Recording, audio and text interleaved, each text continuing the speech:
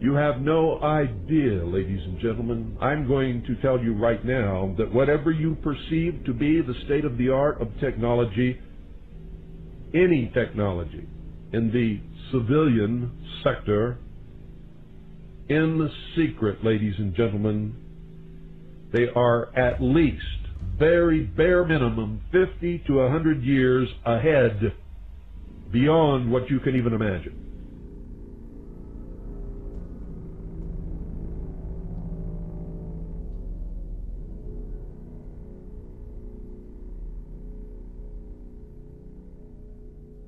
As I was talking to a supervisor at 8:46, we're like chit-chatting, and all of a sudden we hear, boom!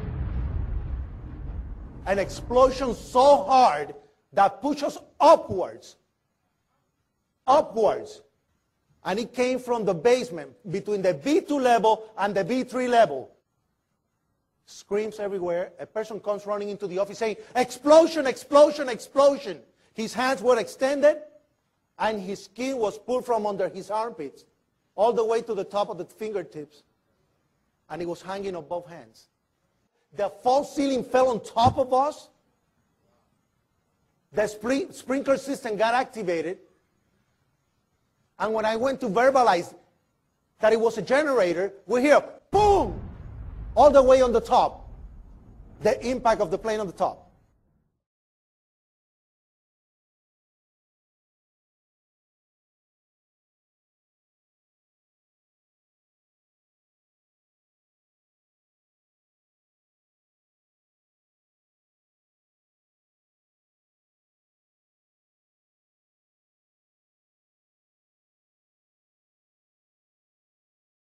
I looked down to my right, and the elevators exploded, something out of like a Bruce Willis Die Hard movie.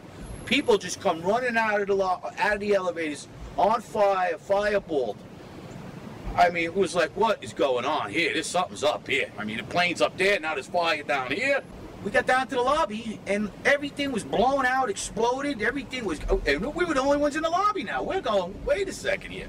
But for every window in the lobby to be exploded, I mean, them windows were like as thick as forget it. They were 2-3 inch glasses, you know, come on. They exploded out of the lobby, you know, something, it wasn't from the jet fuel, no way. The elevators exploded, they were down from the lobby. The lobby was over here, that should never have happened. Something would happen there, and that wasn't.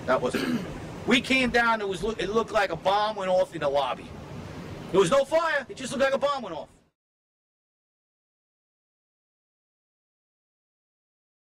I wasn't expecting to see the damage that I saw in the lobby, and the people, the bodies, the burnt people, the injured people. I really wasn't prepared for that.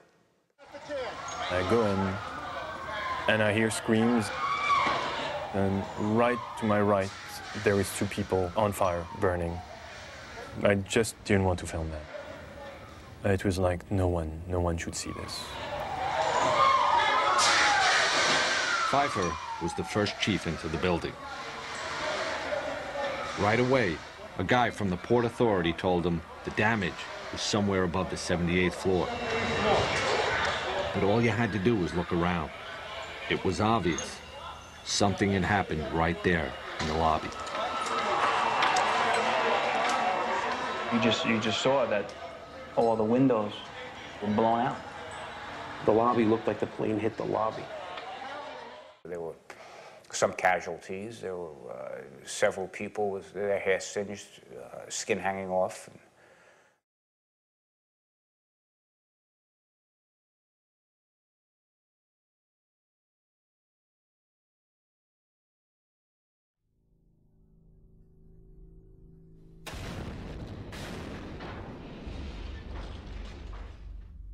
And at that time, we heard a huge explosion.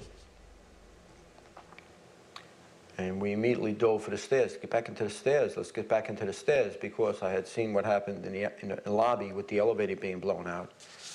I said, if there's another explosion. What I feared, I never in a million years feared those buildings coming down. Never. I did fear secondary explosion or possibly a second plane.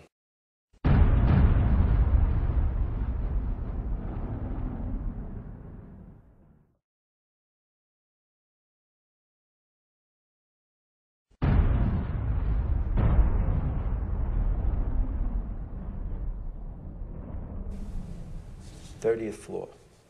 We hear another explosion. We hear somebody on the radio say the 64th floor has come down into the 63rd floor. So we said, okay, that's what it was. The lights went out. We saw some dust, debris coming down from the B and C stairwell. Some of the ceiling panels fell. Just the emergency lights were on.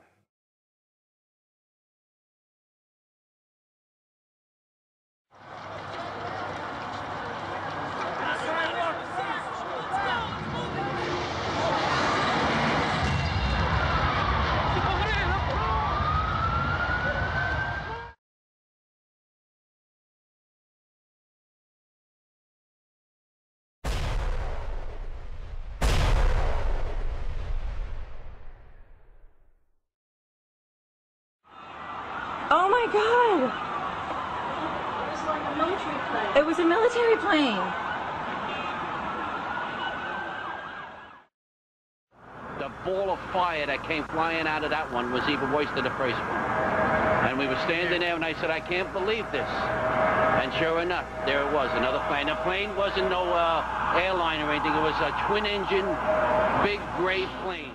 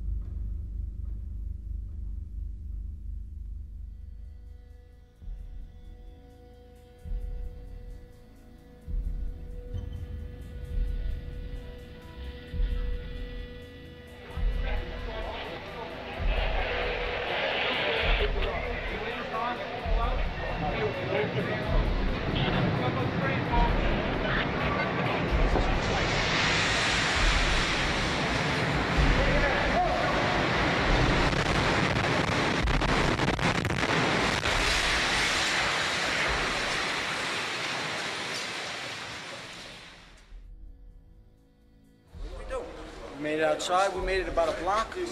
We made it at least two blocks, and we started running.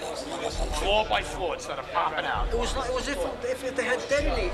Yeah, if they were planned to take down a building. Boom, boom, boom, boom, boom, boom, boom. All the way down. I was watching it and running. Deputy Commissioner Thomas Fitzpatrick said, "It looked like sparkling around one specific layer of the building. My initial reaction was that this was exactly the way it looks when they show you these implosions on TV."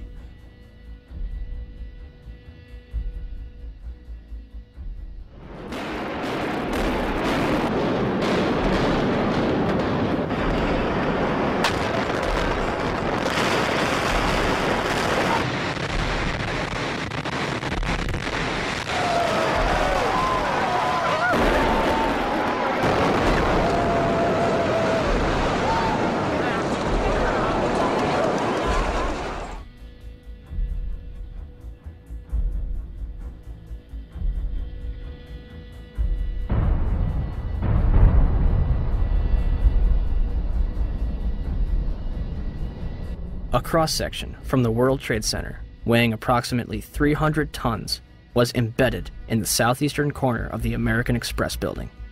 This piece would have had to travel at least 390 feet, maintaining enough kinetic energy to embed itself in the corner of the building.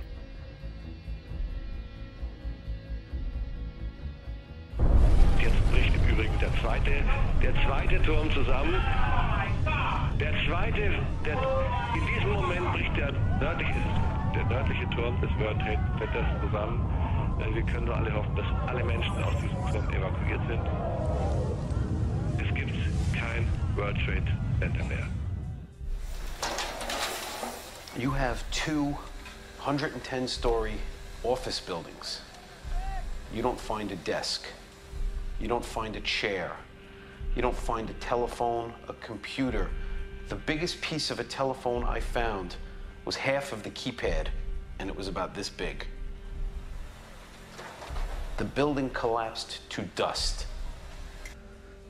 Anything I've ever seen like that, I've seen collapses and demolition buildings, but nothing like this was unbelievable. Like I said, there wasn't a door, there wasn't anything to be found. It was all disintegrated, all rubble. Concrete was small little pieces, not even slabs. No desk, no furniture, no computers, no phones, no anything. So I imagine the people were the same as the building, nothing left. Well, first of all, these are not puffs of air, they're pulverized building materials. And they occur at 160 to 200 feet, some of them, per second. These velocities are propelled by explosives.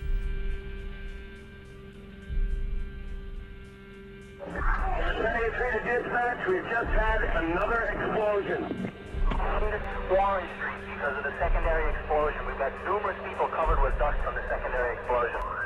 And we got another explosion on the tower, 1013 down 2 has had a major explosion and what appears to be a complete collapse surrounding the entire area. How long after that first plane hit did those elevators blow out, would you say? Oh, we were in there for maybe 5 minutes. 5 minutes and the elevators exploded on us. Yeah, we said something's wrong here. I mean, the plane hit up on the 80th floor. I mean, in 5 minutes, all of a sudden now the elevator's exploding on the first level of the lobby. We was just, you know, you think about it, you say something else had to go on here. Something else was going on here. This just don't happen like this if when a plane hits the 80th floor of a building and the lobby gets blown out.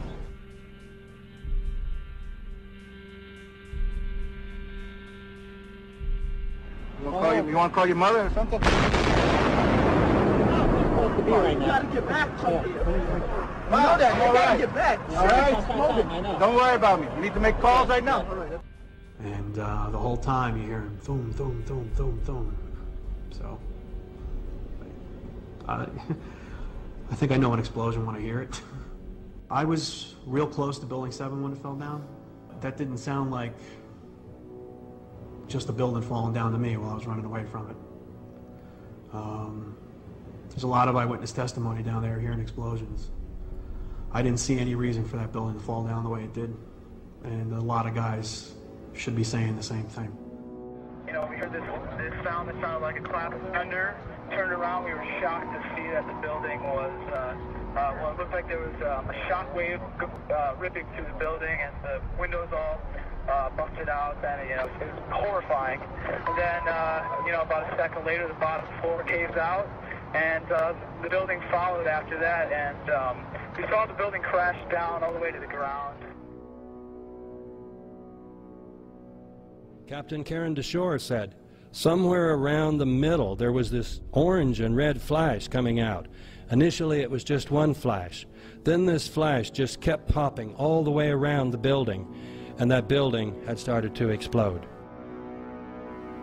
After 9/11, the air at the World Trade Center site was extremely toxic, containing many times the safe level of asbestos and many other dangerous particles. Although this was known, the White House ordered the EPA, the Environmental Protection Agency, to tell the people the air is safe to breathe. The EPA followed this order. As a result, many of the 40,000 rescue and cleanup workers wore no protective gear. So experts have predicted that more people will die over the next 10 to 15 years from breathing the toxic air than died on 9/11 itself.